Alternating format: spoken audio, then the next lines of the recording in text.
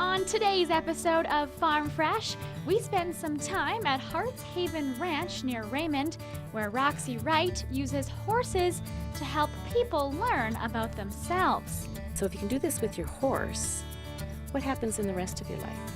And we'll stop by the Spitz manufacturing plant to learn how the summertime snack is made.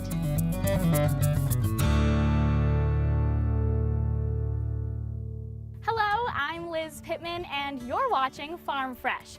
The job of a farmer never stops. Whether it's growing crops or taking care of animals, producers in Southern Alberta work hard every single day.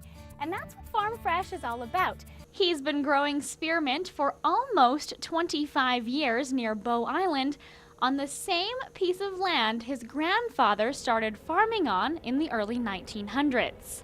My grandfather left the coal mines of England back in 1919 and came to Canada. So we've been farming on this farm ever since then. But people coming to pick from the orchard at Honeyberry Heaven aren't the only visitors the couple sees. Living near the Rocky Mountains, Barbara and Brian see bears on a regular basis. But that's something they've grown accustomed to. We have to respect that. We built in their backyard.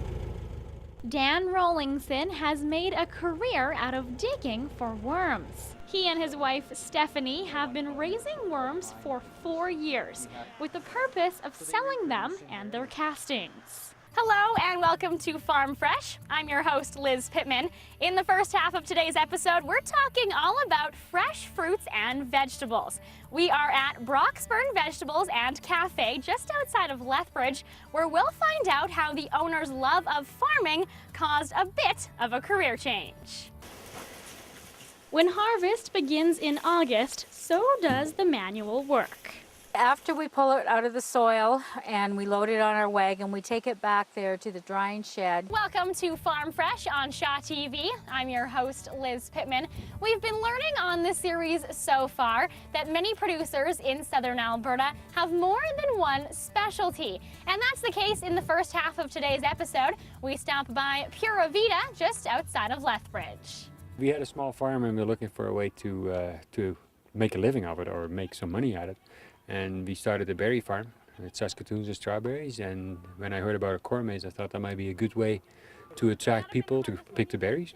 After Theo and his wife Esther realized that the corn maze was a hit. Thanks for tuning in, and be sure to watch next week for even more stories from Southern Alberta's agriculture producers and supporters.